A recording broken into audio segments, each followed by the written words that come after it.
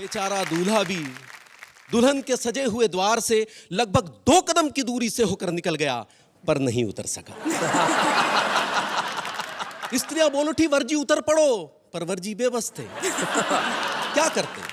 उतरते तो गिरते, फिर चढ़े नहीं रहते तो और क्या करते। कॉमेडी के वीडियोस देखने के लिए हमारे चैनल को लाइक और सब्सक्राइब करें।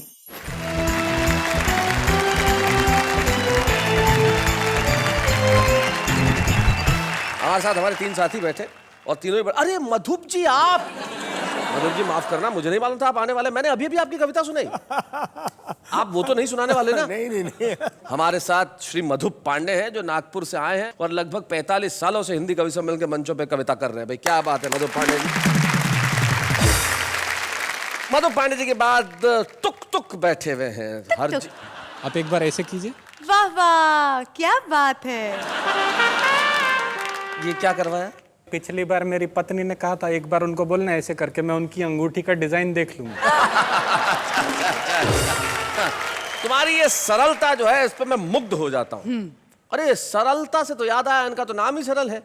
फारूक सरल साहब, जो उत्तर प्रदेश में एक कस्बा है लखीमपुर खीरी, नाम सुना है तुमने कभी? अभी सुना। अरे वाह क्या बात है। अध्यापक हैं अभी या रिटायर हो गए सरल साहब? बस रिटायर होने ही वाला हूँ। मतलब खुद हो रहे हैं या सरकार कर रही है? खुद कौन होना चाहता है? बताइए कि किसे सबसे पहले बुलाया जाए? ये अंकल जो कब से चुपचाप बैठे हैं ना, उनको। अंकल? क्या लाइनें कह दूं? जी बिल्कुल कहिए, आपको अंकल कहा तो बनता है आपका कहना। कि बुढ़ापे में जाए कहाँ, इश्क के मारे बुढ़ापे में जाए कहाँ, इश्क के मारे डाई से एक एक बाल रंग डाला, दाढ़ी को रंगने से मुंह भी हुआ काला, फिर भी निगोड़ी ये शैतान की खाला, मुझे अंकल ही अंकल कह के पुकारे, बुढ़ापे में जाए कहाँ, इश्क के मारे। फारूक सरल साहब, मैं जानता हूं कि आपको अभी कुछ देर आराम की जरूरत है। ये अंकल से थोड़ा बाहर निकल आइए। हम चाहते हैं बुलाना उसे जो कुछ दिनों में अंकल बनने ही वाला है, हरजीत सिंह तुक। आइए।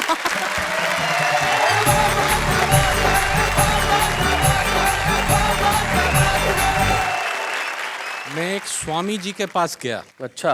मैंने उनसे कहा मेरी एक इच्छा है कि मैं बहुत साल जीऊं। तो वो बोले बेटा शादी कर ले। तो मैंने कहा शादी करने से मैं बहुत साल जीऊंगा? बोले नहीं, ये ज्यादा जीने की इच्छा खत्म हो जाएगी। नहीं, मैंने स्वामी जी को बोला आप स्त्रियों के बारे में ऐसी बात कैसे कर सकते हैं? करेक्ट। स्त्रियों का सम्मान करना चाहिए। वो बोले हाँ बिल्कुल सही बात है। एक स्त्री होती है माँ, जो एक रोते हुए बच्चे को इस दुनिया में लेके आती है। वाह वाह। और एक होती है उसकी पत्नी, जो इस चीज का ध्यान रखती है कि ये सारी जिंदगी रोता ही रहे। तो उसके बाद मैंने शादी कर ली। और शादी करने के बाद मेरे को समझ में आया कि शादी करने से पत्नी के साथ एक परिवार मिलता है जिसको ससुराल कहते हैं। जी। तो मैं आपको एक एक करके कैरेक्टर के बारे में बताता हूँ। पहले कैरेक्टर है मेरे ससुर जी। बताइए। मेरे ससुर जी बहुत एहतियात बरतते हैं, सारे काम फूल प्रूफ करते हैं। जब उन्होंने मुझे अपना दामाद बनाया तो सबसे पहले मेरा बीमा कराया। अच्छा। लोगों ने कहा बीमा करा रहे हो, क्या कोई नया रिवाज चला रहे हो? वो बोले नहीं, जब तक चलेगा चलेगा, उसके बाद बीमे का पैसा तो मिलेगा। ससुराल में एक और चीज होती बड़ी खास, जिसका नाम होता है सास। सास। सो जब मेरी नई नई शादी हुई तो मुझे समझ नहीं आ रहा था कि मेरी सास क्यों एक्स्ट्रा प्यार दिखाती है। अच्छा। मैंने कहा सासू माँ, आप क्यों मुझ पे इतना प्यार लुटाती हैं? क्यों बार बार मुझे मेरा सोना बुलाती हैं? वो बोली तू मेरा सोना है, मलाई का दोना है, बेटा तू मेरी बेटी का नया खिलौना है। इसके अलावा एक तीसरी चीज होती वहां पे जी। पत्नी का छोटा भाई। भाई मतलब तबाही। हाइट में तो आधा है, उम्र 6 साल से कुछ ज्यादा है। मेरे को बोला क्या करते हो? मैंने कहा कवि हूं। बोले लगते तो नहीं। वो बोला ये बताओ कि हिंदुस्तान की सबसे बड़ी समस्या क्या है? हमने कहा ये तो बड़ा सिंपल है, महंगाई। हाँ। उसने वो बात हंसी में उड़ाई। हमने कहा तुम्हें कविता पसंद है? बोला सुनाऊं? जी मैंने कहा अच्छा सुनाओ। बोला ट्विंकल ट्विंकल लिटिल स्टार। जी। हमने कहा how I wonder what you are. कहता कविता किसकी है?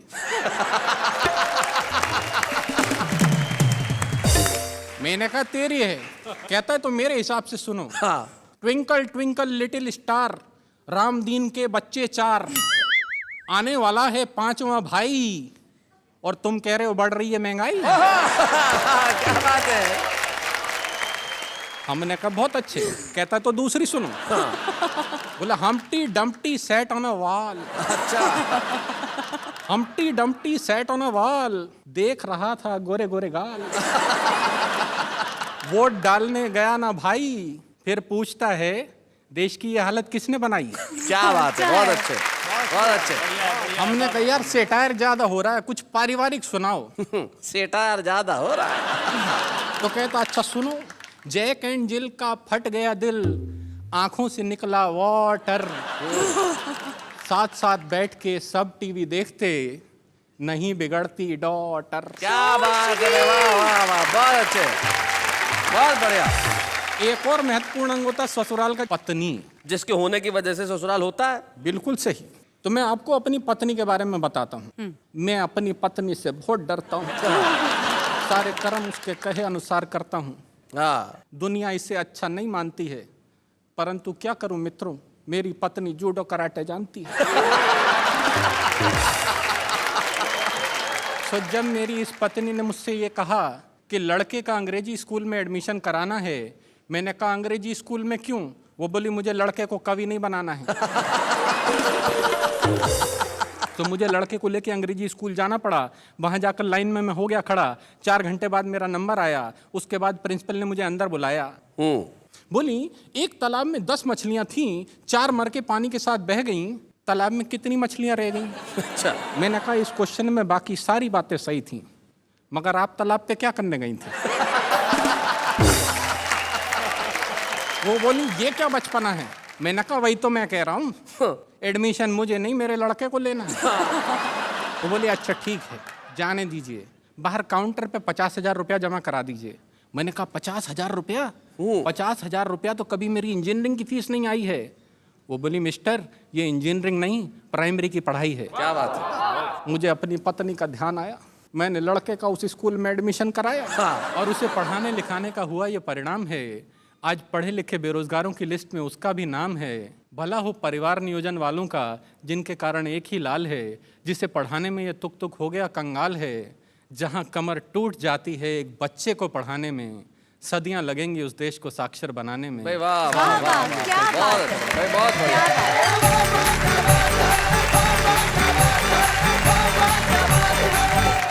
भाई तुक तुक बहुत बढ़िया। आपने ससुराल से निकल के जो आप सीधे स्कूल में घुसे और वहां से भारतीय शिक्षा व्यवस्था पे जो आप व्यंग्य लेके आए वो कमाल का था। तुक तुक आपकी बातों में सिर्फ तुक नहीं है, अर्थ भी है, और आपका ये कहना बिल्कुल व्यर्थ नहीं है। जो आप कह रहे हैं वो बहुत मुफीद कह रहे हैं, बहुत सच्चा कह रहे हैं, बहुत अच्छा कह रहे हैं। आपके लिए वाह वाह, क्या बात है।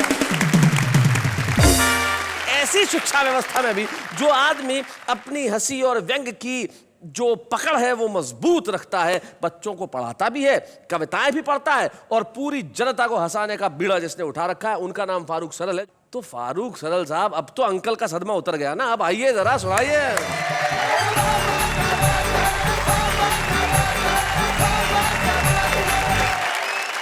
तुक तुक जी ने बताया कि ससुराल तभी जाया जा सकता है जब एक अदद पत्नी हो। पत्नी मिलना बहुत मुश्किल है, लेकिन उसके लिए बहुत सारे तरीके हैं। समाचार पत्र में विज्ञापन दिए जाते हैं, टीवी पर विज्ञापन दिए जाते हैं। जी। मैं भी अपने एक योग्य पुत्र के लिए वैवाहिक विज्ञापन दे रहा हूँ। उसमें पुत्र की योग्यताएं और जी।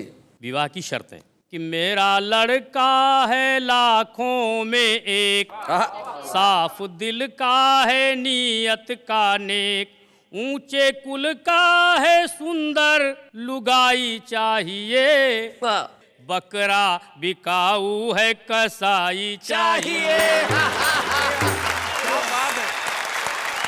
योग्यता कि 3rd डिवीजन इंटर से लेकर एमए तक पास है। अच्छा। अफसर बाबू या चपरासी पद की उसे तलाश है और पुलिस रजिस्टर 8 में उसका सबसे ऊपर नाम है। गिरा टकी रहजनी डकैती कर लेता हर काम है। कर लेता है डिस्को भी, खत लिखे वो जिसको भी, होनहार ऐसा जमाई चाहिए, बकरा बिकाऊ है कसाई चाहिए।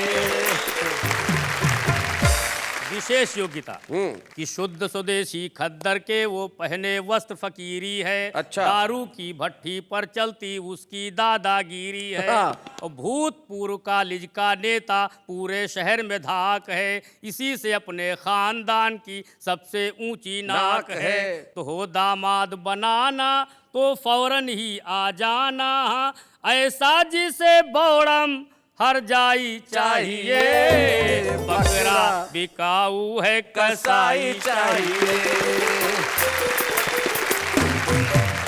विवाह की शर्तें जी। कि हाथ थमा दूं बेटे का उसकी बेटी के हाथ में, 5 लाख की रकम नकद जो लाए अपने साथ में, और फ्रिज टीवी लूं कार साथ में, नहीं जरा भी झूठ है, लेकिन इसमें 4 माह तक 15% छूट है। लड़की मत दिखलाए और फोटो मत भिजवाए, बस मुझको तो नोटों से सगाई चाहिए, बकरा बिकाऊ है कसाई चाहिए। सबसे अंत में लिखा होता है पता, कि शहर अनोखा बात पता कुछ मुश्किल नहीं लगा पाना, पूरा ब्यौरा मिल जाएगा सीधे कोतवाली आना। 10 रुपया मुंशी को देना हम तक वो पहुंचा देगा, 2 रुपया लेकर के जेलर फौरन तुम्हें मिला देगा। बस इतनी मजबूरी है लेकिन जरूरी है, पहले सगाई के रिहाई चाहिए, मेरा बिकाऊ है कसाई चाहिए। इतनी जगह जगह विज्ञापन दे रहे हैं, जरा तनिक इधर भी देखिए, क्या ख्याल क्या है? देखिए, ऐसा नहीं है पत्नियों पर ही व्यंग किए जाते हैं। इस समय हम लोगों की हालत ऐसी नहीं है कि इन पर व्यंग किया जाए जी, बल्कि ये सारी बातें इनकी माननी चाहिए महिलाओं की। हाँ, अगर ऐसा नहीं करेंगे तो क्या क्या हो सकता है मैं बता रहा हूँ। मैं इनका पक्ष रख रहा हूँ। अच्छा, इनका पक्ष रखे कि मुझको बलम जो सताओगे, मुझको बलम जो सताओगे, तो जेल में ही तसला बजाओगे। तो जैसा कहे करो तुम वैसा रंग ढंग बदलो सैया। अच्छा। मेरे साथ में ईलू ईलू गाओ छैया छैया, और झाड़ू पोछा करो सवेरे, उठ के चाय बनाओ, और पहले बर्तन साफ करो, फिर कभी सम्मेलन जाओ, नहीं मानोगे कहा तो पछताओगे, जेल में ही तसला बजाओगे। ये सावधानी बहुत जरूरी, बाहर निकलते। Very good, very good. Delhi, Mumbai, Poona, Patna, Chennai या गुवाहाटी, मोटी पतली काली गोरी, लंबी हो या नाटी, और कैसी भी हो छमक छल्लो छैल छबीली बाकी, और किसी कलमुही से भी तुमने की जो ताका झांकी, कहीं राह में जो नए ना लड़ाओगे, तो जेल में ही तसला बजाओगे। इस समय हम पुरुषों के पक्ष में कोई है नहीं, बहुत सावधानी बरतनी है। न्यायालय, सरकार, पुलिस, अखबार, मीडिया जाने, अच्छा। नारी, अबला, उत्पीड़ित, असहाय, दलित जग माने। और मानेगा ये कौन कि हमने डांटा है फटकारा, और किससे जाकर कहोगे तुमको पत्नी ने है मारा, कहीं ढूंढे गवाही न पाओगे, जेल में ही तसला बजाओगे, मलम जो सताओगे, जेल में ही तसला बजाओगे। फारूक साहब, आपके लिए दिल से वाह वाह, क्या बात है। वाह वाह फारूक साहब, आपके गीत का क्या असर हुआ कन्या पे कि फारूक अंकल से सीधे फारूक साहब हो गए? भाई वाह वाह वाह, इसे कहते हैं तात्कालिक असर गीत का। नहीं, पर गलत बात है। गलत बात है सरदार जी। शादी करने के लिए क्वालिफिकेशन नहीं चाहिए होती, ये सोच की बात है जी। एक बार एक कौवे ने जाके शेरनी को प्रपोज कर दिया। कौवे ने शेरनी को प्रपोज किया। हाँ, कर सकते, क्या दिक्कत है? जी। शेरनी बोली कौवे को तू अपनी शक्ल देख, अपना रंग देख, अपना साइज देख। कौवा बोला ये सब साइड में रख, मेरा कॉन्फिडेंस देख। कॉन्फिडेंस किसको कहते हैं? देखो, एक चूहा तेजी से दौड़ा चला जा रहा था तो बंदर ने पूछा कहां जा रहे हो, क्यों इतना घबरा रहे हो? तो चूहे ने कहा बताऊं, बहुत बड़ा चक्कर है। शेर की बीवी घर से भाग गई है, शक अपने ऊपर है। मधुप जी निश्चित तौर पे एक ऐसे कवि है जिनकी ताकत उनके श्रोता रहे हैं। और मुझे याद है वो जमाना जब डंका बोला करता था मधुप पांडे। हिंदी कवि सम्मेलन महाराष्ट्र में मतलब मधुप पांडे। आज भी उनकी वही चमक बाकी है, वही दमक बाकी है, आवाज में वही खनक बाकी है। और आपके लिए हमारे पास वही तालियां बाकी है। मधुप पांडे जी आइए।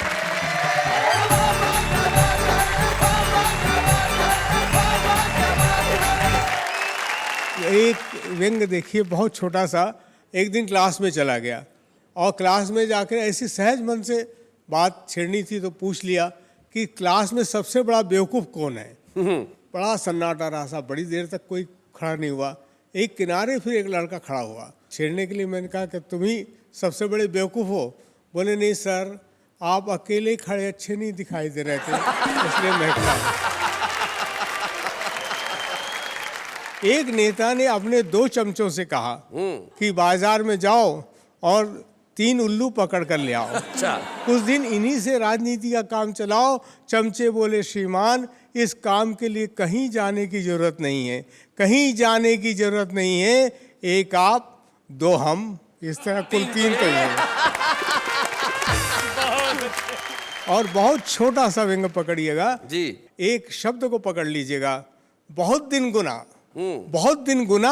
और बाद में हमने उनको चुना यह सोचकर कि वे समाज सेवा में अपना जीवन अर्पण करेंगे, हमारा मार्गदर्शन करेंगे। परंतु हाय, चुनकर आते ही उन्होंने अपने आप को राजनीति से जोड़ लिया।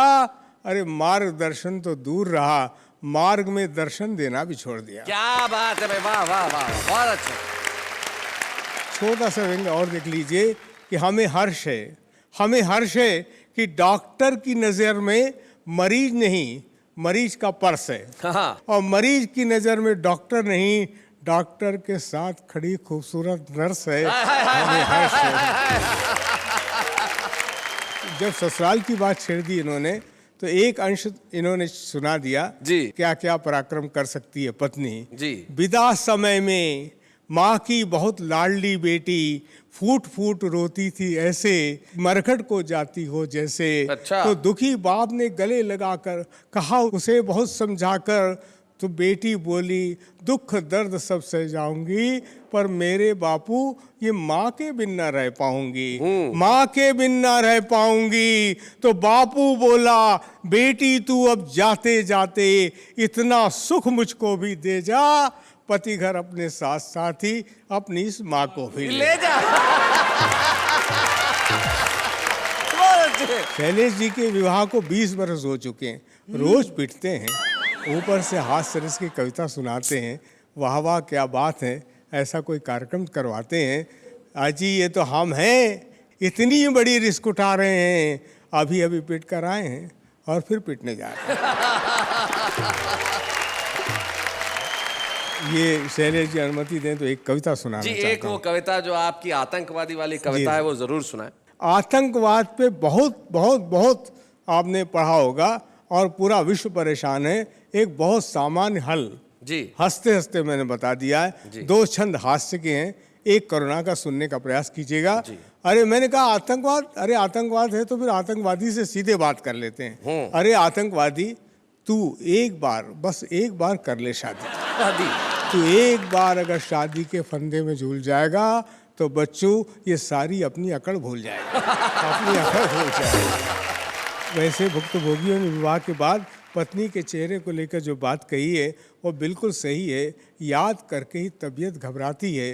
कहा है कि विवाह के पहले वर्ष पत्नी चंद्रमुखी जी, दूसरे वर्ष सूरजमुखी और तीसरे वर्ष ज्वालामुखी नजर आती है। सुन सुनकर सिर चकराता है। विवाह के पहले वर्ष पति प्राणनाथ, दूसरे वर्ष नाथ और तीसरे वर्ष तो अनाथ ही हो जाता है। परंतु यही पत्नी कैसे रूप में उस आतंकवादी को परावर्तित कर सकती अपने मन को, तेवर को, ये बात देखिए कैसे मैं सुनाए। उसमें पिरोने का प्रयास किया। और विश्वास मान, जब तेरी पत्नी के पेट में अंकुरित होगा तेरा अंश, तेरा वंश, तेरा बच्चा, तुझे लगेगा बहुत अच्छा। फिर बच्चे के जन्म की खुशी, प्रसव की अनवरत यातना के बाद पत्नी के चेहरे पर उभरी हल्की सी हंसी, ये सब तेरे जीवन के अंग हो जाएंगे। किसी गजल के मिसरे, किसी गीत के छंद हो जाएंगे। क्या बात किसी है। गजल के मिसरे, किसी किसी गीत गीत के के छंद हो जाएंगे। फिर तेरे कानों में गूंजेंगे तेरे बच्चे के मोहक मधुर बोल, बच्चे का तुतलाना और तुतला कर गाना, खिलौने कुछ छुंदल लाना, भालू अलबंदल लाना, हमसे नहीं बिछुल जाना, पापा जल्दी खिलाना। क्या बात है, वाह वाह वाह वाह वाह वाह वाह, बहुत अच्छे। बता, जब तेरे कानों में गूंजेगी तेरे मासूम बच्चे की तुतलाती बोली, तो क्या तेरी बंदूक किसी के सीने में उतार पाएगी गोली? वाह वाह वाह वाह वाह वाह, बहुत अच्छे भाई, बहुत बढ़िया। क्या बात है मधुप जी भाई, वाह, आपने कमाल कर दिया। और जिस तरह की कविताएं सुनाई, हास्य से आप जो करुणा पे आए, बड़ा कमाल का था। और आपने ऐसी कुछ बातें सुनाई जो सिर्फ सुनी ही नहीं जाएंगी, सारे मुल्क में याद भी रखी जाएंगी। और ये आपका प्यार है कि आप ऐसी स्थिति में भी यहाँ तक आए। पूछिए पूछिए थैंक जी। यू। मैं ये पूछना चाहती हूँ कि आप विश्व भर में जाके कविताएं पढ़ते हैं, प्रोग्राम्स करते हैं, यहाँ पे हमारे वाह वाह क्या बात है के मंच पे कविताएं सुनते हैं जी, कभी आप कुछ मिस करते हैं? मैं बहुत मिस करता हूँ ऐसे कवियों को जिन्हें मैंने बचपन में देखा, सुना, और दुर्भाग्यवश वो आज हमारे बीच नहीं है। लेकिन कवि कभी मरता नहीं है, क्योंकि उसकी कविता हमेशा अमर होती है। तो आज मैं खुद को और आप सबको एक ऐसा खास मौका देने जा रहा हूं जिसमें हम एक ऐसे कवि की रचना सुनेंगे जो हिंदी हास्य कविता का सिरमौर था। एक ऐसे कवि जिनका नाम था श्री ओम प्रकाश आदित्य। और आज उनकी विशिष्ट कविता को पढ़ने के लिए हमारे पास एक विशिष्ट अभिनेता उपस्थित है, एक खास मेहमान, लापता गंज के मुकुंदलाल यानी कि दोहिता अश्वगौड़।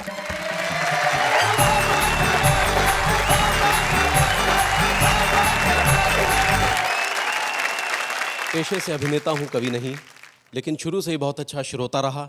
इसलिए अच्छी साहित्यिक रचनाओं को कैसे समझना है, कैसे आत्मसात करना है, ये खूबी बचपन से ही मेरे अंदर रही। क्या बात है। अब जो कविता सुनाने जा रहा हूं वो है ओम प्रकाश आदित्य साहब की दूल्हे की घोड़ी। कविता भी वही चुनी जो आपके पसंद की, रोहित अश्व, अश्व मतलब होता है घोड़ा, घोड़ा। तो इन्होंने दूल्हे की घोड़ी ही चुनी भाई, क्या बात है। नया नया दूल्हा था और नई नई घोड़ी थी। बाजे डुलते थे, छत तब डुलते थे, बाराती आपस में मिलते थे जुलते थे, हाँ, करते थे रंगरलियां, लोग सब मचलते थे, दूल्हे के संग संग दर्शक भी चलते थे। घोड़ी चौकन्नी थी, दाएं अख बाएं अख गर्दन हिलाती थी, मुड़ मुड़ के रुकती थी, रुक रुक के मुड़ती थी, हाँ। आगे से उठती थी, पीछे से झुकती थी। युद्धों के योग्य थी, शादी में द्रव थी, वकीलों के तर्कों से ज्यादा सतर्क थी। बेचारा दूल्हा भी घोड़ी की गतिविधियां देखकर काफी चौकन्ना था। उसका इस यात्रा में दुल्हन से ज्यादा इस घोड़ी पर ध्यान था। गर्दन पर आंखें थी, टांपों पर कान था, मन था उतरने का, कह नहीं सकता था। अपनी दुर्बलता औरों के सामने सह नहीं सकता था। तभी किसी ने पीछे से निकम्मे गोले सा फोड़ दिया। सुनकर पटाखे को, भीषण धमाके को, चौकन्नी घोड़ी का धीरे जी छूट गया। गर्दन को लटकावे, पांव को चटकावे, सरपट यूं दौड़ चली, बाराती छैलों को, राहों को, बैलों को पीछे ही छोड़ चली। बेचारा दूल्हा भी चटपट से, कंधों के बालों से, लंबे अयालों से कसकर लिपट गया। काठी तो गिर पड़ी, बेचारा पीठ से चिपट गया। बाराती भीड़ में, भगदड़ में, कोलाहल में तितर बितर हो गए। घोड़ी चढ़े दूल्हे को देखने सड़कों में, गलियों में, चौराहों में इधर उधर खो गए। कईयों ने देखा भी घोड़ी चढ़े दूल्हे को, आवाजें दी कितनी, रुक जाओ रुक जाओ। पर दूल्हा क्या कहे, वो घोड़ी थोड़ी था जो सुन के रुक जाता। घोड़ी चलचित्र सी, कुल के कुपात्र सी, आवारा छात्र सी, मन की उमंग सी, उछल तरंग सी, सरपट यूं दौड़ी थी, लगता था कि जग में घोड़ी ही घोड़ी थी। क्या बात है, वाह वाह वाह वाह, बहुत अच्छे। बेचारा दूल्हा भी दुल्हन के सजे हुए द्वार से लगभग 2 कदम की दूरी से होकर निकल गया, पर नहीं उतर सका। स्त्रियां बोल उठी, वर्जी उतर पड़ो, पर वर्जी बेबस थे। क्या करते, उतरते तो गिरते। फिर चढ़े नहीं रहते तो और क्या करते? दूल्हा ये सोचे था रुक जाए तो उतरूं, और घोड़ी ये सोचे थी ये उतरे तो रुकूं। वर को घोड़ी का डर, घोड़ी को वर का डर, डर को डर पकड़े था, ये उसको जकड़े थी, वो उसको जकड़े था। क्या बात है, वाह वाह वाह वाह, बहुत बढ़िया। कविताएं लिखना एक कठिन काम है, लेकिन उसे सुनाना कहीं ज्यादा कठिन है। और आपने जिस सरलता से, जिस सहजता से इस कविता को सुनाया है, कहीं भी महसूस नहीं हुआ कि ये किसी और की कविता है। मैं व्यक्तिगत तौर पे आपका बहुत शुक्रगुजार हूं कि आपने उस कविता से मेरी बहुत सारी यादों को ताजा कर दिया। बहुत बहुत शुक्रिया Rohitash Gaur. Thank you so much.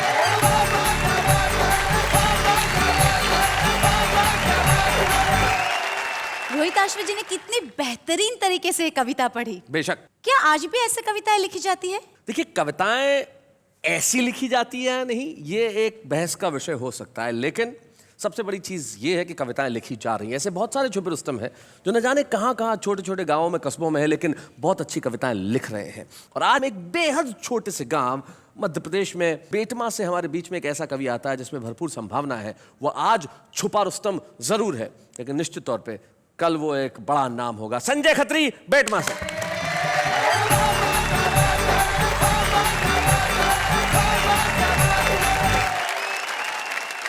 खाली है हर गिलास, कोई भरा नहीं, और शुक्र है मुझे देखकर कोई डरा नहीं। भाई साहब, जनरली इंसान चेहरे और नाम से पहचाने जाते हैं जी। मैं विश्व में पहला ऐसा व्यक्ति हूं जो केवल अपने दांतों से पहचाना जाता है। क्योंकि अंधेरे में केवल यही चमकते हैं। चलिए यहीं से शुरुआत करता हूँ कि एक बार बिना कुछ लिखे हम मंच पर जाकर चीखे कि मैं भ्रष्टाचार मिटा दूंगा, इन घूसखोरों को धूल चटा दूंगा, मैं करूंगा सही और गलत में पूरी ईमानदारी से भेद, और तब तक चैन से नहीं बैठूंगा जब तक नहीं कर दूं इस काले धन को सफेद। अच्छा, बहुत अच्छे। तभी पब्लिक में से एक खड़ा होकर बोला, भाई साहब रुकावट के लिए खेद, आपके कथन में ये भेद, इस काले धन का जो करना हो करना बाद में, पहले अपने आप को कर लो सफेद। बहुत अच्छे संजय। मंच से काफी बड़े बड़े कवि बैठे हैं, मेरा सौभाग्य कि इस मंच पर आके इनके सामने कविता पाठ कर रहा हूँ। तो कई प्रकार की बातें हुई मंच से, नेताओं के बारे में भी हुई। आपकी नाग पंचमी पर जब दिखाई नहीं दिए नाग और सपेरे, तभी घर पर आए एक पड़ोसी मित्र मेरे। मैंने कहा क्या हाल है? वो बोले कि नाग पंचमी के पावन पर लगता है नागों का पड़ गया अकाल है, अब आप ही हमारी इस समस्या का समाधान कीजिए, हमारे अच्छे पड़ोसी होने का सच्चा परिचय दीजिए। नाग तो हमें मिले नहीं, इस बार आप ही दूध पी लीजिए। मैंने कहा यही फार्मूला तो मैं सुबह से आजमा था, और जब सफलता नहीं मिली तो हार कर आपके घर आ रहा था। हमारी सारी बात हमारे पड़ोस में रहने वाला हमारा एक नेता मित्र सुन रहा था, जो कई दिनों से चुनाव के सतरंगी सपने बुन रहा था। उसने अपने घर का दरवाजा तत्काल खोला, हम कुछ बोले उससे पहले ही वो बोला कि मुझे बहुत दुख है कि आप दोनों एक दूसरे के पड़ोसी होते हुए भी एक दूसरे के दुख में शामिल नहीं है, और मुझे लगता है कि आप दोनों इस दूध के काबिल नहीं है। अब तक आपकी हर समस्या के समाधान हम ही ने किए हैं, और सब जानते हैं कि हम तो आपकी सेवा के लिए ही जिए हैं। आपकी इस समस्या का समाधान भी हम ही करेंगे, और आप घबराइए मत, आपके नाग देवता का दूध हम पिएंगे। अच्छा। मैं समझ गया नेताजी का दूध के प्रति लगाव, दरअसल आने वाले हैं कुछ दिनों बाद चुनाव। क्या बात है। मैं भी मौका नहीं चुका, और नेताजी इससे आगे कुछ न बोले, इसलिए एक पल भी नहीं रुका, और दूध से भरा हुआ प्याला नेताजी की ओर बढ़ाया।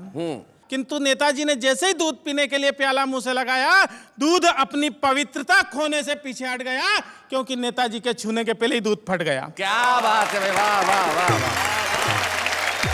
नेताजी के छूने के पहले ही दूध फट गया। हमने कहा नेताजी ये तो सब आपकी राजनीतिक शतरंज के चुनावी पासे हैं, और आप दूध के नहीं इस देश की जनता के खून के प्यासे हैं। वाह वाह वाह वाह, बहुत बढ़िया। मंच से ससुराल के बारे में भी बात की गई। मेरे जन्म ने नई नई समस्याओं को जन्म दिया भाई साहब। तो मेरे जन्म के तुरंत बाद एक चिंता मेरे बापू को सता रही थी, क्योंकि मेरे भविष्य से ज्यादा उन्हें मेरी शादी की फिक्र खा रही थी। मेरे जन्म के तत्काल बाद मेरे पिता भगवान से बोले कि हे भगवान, तूने एक ऐसा खेल खेला और एक बेटा दिया तो वो भी काला था पहले। एक दिन मेरे पिता मुझे हाथ पकड़ कर ले गए स्कूल में भर्ती कराने के लिए, तो स्कूल का प्रिंसिपल हाल में आकर बोला कि एक आइटम आया है स्कूल में बच्चों को डराने के लिए। हमने जैसे तैसे शिक्षा का स्वाद चखा और धीरे धीरे जवानी की दहलीज पर कदम रखा। जवानी में पहुंचकर हमारी सूरत और भद्दी हो गई, क्योंकि शारीरिक अंगों में असामान्य वृद्धि हो गई। एक दिन एक लड़की वाले आए मुझे देखने और मेरी खूबसूरती पर लगे अपनी आंखें सेकने। जाते जाते वो मुझे हक्का बक्का कर गए, हाथ में 500 का नोट धरा और रिश्ता पक्का कर गए। मैं गया तोरण के पास तो आरती की थाली लिए खड़ी हुई थी मेरी सास। ससुर जी बोले, जमाई जी पैदल ही आए हो, घोड़ी नहीं लाए हो? मैंने कहा, ससुर जी घोड़ी की किस्मत जाग गई और मुझे देखा तो वो भी डर के भाग गई। शादी के बाद का दृश्य तो और भी कमाल था। डर के मारे मेरा बुरा हाल था। मैंने जैसे ही पत्नी का घूंघट उठाया तो वो मुझे देखकर मुस्कुराई, न डरी, न चीखी, न चिल्लाई। अच्छा। उसकी मुस्कुराहट देखकर मेरे भी मन का खौफ भगा और मैंने पूछा, क्या बात है, तुम्हें मुझे देखकर डर नहीं लगा? हाँ। पत्नी बोली, मैं 1 नहीं 2 नहीं पूरे 7 जन्मों के लिए आपसे बंधी हूँ और डरने की क्या बात है, मैं तो जन्म से ही अंधी हूँ। तो भाई साहब, इस प्रकार की घटना घट जाती है मेरे साथ में। मैं कहना चाहता हूँ बात ही बात में, ये बात हर कोई नहीं जानता है। दरअसल देश के नेताओं में और हम में बहुत समानता है। अच्छा। हम दोनों जग से निराले हैं, फर्क बस इतना है कि हम तन के और वो मन के काले हैं। क्या बात है, वाह वाह मन के काले हैं।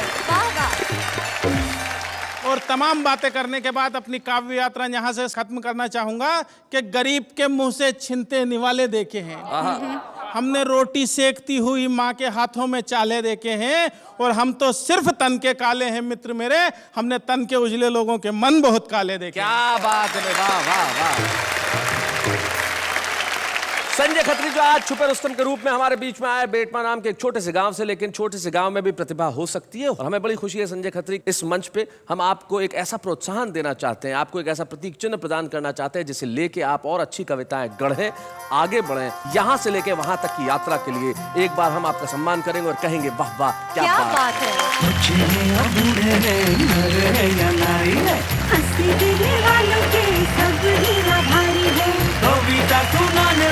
अब सबके साथ है। जब कोई नई प्रतिभा आगे बढ़ती है तो हमें बड़ी खुशी होती है, और जब नई प्रतिभा किसी छोटी जगह से आती है तो ज़्यादा खुशी होती है। इस देश के हर गांव, हर शहर, हर गली, हर कूचे, हर मोहल्ले में बसने वाले हर छुपे रुस्तम को हम करते हैं प्रणाम। भाई हमारे सामने जो कवि बैठे हैं, ये कवि तो कमाल के हैं, इनके जीवन में एक और कमाल की बात है, इनके बारे में बताना चाहता हूँ कि इन्होंने अपनी शादी में एक भी पैसा दहेज में नहीं लिया था। अरे वाह, ये तो बहुत ही अच्छी बात है यार। सर, मैं आपको प्रणाम करती हूँ, सैल्यूट करती हूँ इस बात के लिए। पूरी बात सुन लो, फिर 2 बार चाहे तो सैल्यूट कर लेना। अच्छा।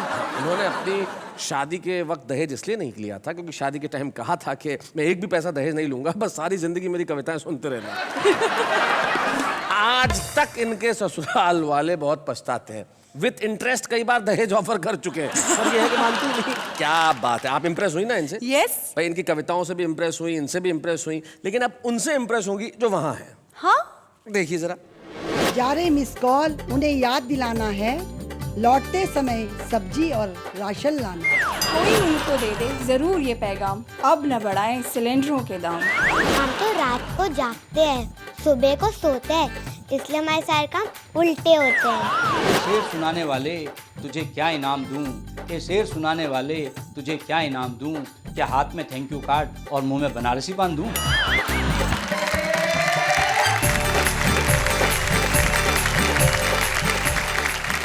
तो भाई ये है हमारे आम आदमी जिनकी कविताएं उनके दिलों में बिल्कुल सहज रूप में पलती है, जैसा सोचते हैं वैसा कहते हैं। और हमें बड़ी खुशी है कि हमारे साथ एक ऐसे कवि हैं जो पिछले कई वर्षों से जैसा दिख रहा है वो वैसा ही लिख रहे हैं। 40 साल से जिनकी कविता एक अखबार में लगातार छप रही है और देश की जनता का प्यार वो पा रहे हैं और उन्हें अपनी कविताओं का प्यार दे रहे हैं। वाह वाह क्या बात है, गौरवान्वित है कि आज हम इस मंच पे श्री मधुप पांडे का स्वागत करना चाहते हैं। आइए हम मिलकर अभिनंदन करें श्री मधुप पांडे।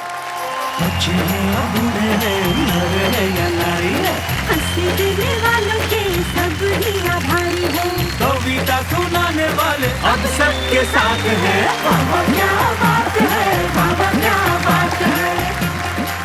और हर सफल पुरुष के पीछे एक स्त्री का हाथ होता है, इसमें कोई शक नहीं। और मधुप जी के जीवन में भी उनकी पत्नी मधुलिका भाभी उनका हमेशा साथ रहा, सहयोग रहा और आज भी वो उनके साथ है। मधुलिका भाभी, कितने वर्ष हुए आपके विवाह को? 50 के आसपास हो ही रहे। कोई ऐसा वाकया, कोई ऐसा क्षण जो आपको याद आता हो? जैसे काका हाथरसी पुरस्कार मधुप जी को मिल रहा था जी। तो हमारे उसी दिन समारोह के दिन हमारे शादी को 25 साल हो गए थे। अच्छा, आपकी सिल्वर जुबली थी? जी, क्या सिल्वर बात? जुबली थी। जी। तो काका जी ने मुझे आवाज दे के मंच पर बुलाया और कहा कि मधुप जी को ये सम्मान जो मिला है उसके पीछे निश्चित ही हमारी बहू का ही हाथ है, तो मैं चाहूँगा कि सबके सामने मधुप जी इनके चरण छुए और उसके बाद ही ये पुरस्कार ग्रहण करें। अरे फिर क्या हुआ? तो वैसा ही काका जी की आज्ञा का पालन किया मधुप जी ने और झट से हमारे चरण छू लिए। क्या बात कर रही हैं? तो मधुप जी, आपसे एक सवाल करना चाहूंगा, बुरा मत मानना। काका जी तो आपसे बड़े थे, आपने उनकी आज्ञा का पालन किया, छोटों की बात भी मानते हैं क्या? क्योंकि सम्मान तो आज भी हुआ है। क्या बोलते हैं मधुप जी, हो जाए? क्या बोलते हैं? मैं चाहूंगी कि आज मैं इनके चरण क्या भाई, क्या बात है भाई, वाह वाह क्या बात है, क्या भाई, बहुत बढ़िया। अंत है, किसी शायर के 2 शेर मुझे याद आते हैं। वो कहते हैं कि कष्टों में मुस्काना सीख, गुस्सा जरा दबाना सीख, तूफानों से क्या डरना, आगे कदम बढ़ाना सीख। तो हम इसी तरह से आगे कदम बढ़ाते रहेंगे। आपको ठीक रात, शनिवार की रात 10 बजे और रविवार की रात को भी 10 बजे ऐसे ही कविताएं सुनाते रहेंगे और कहते रहेंगे वाह वाह क्या बात है।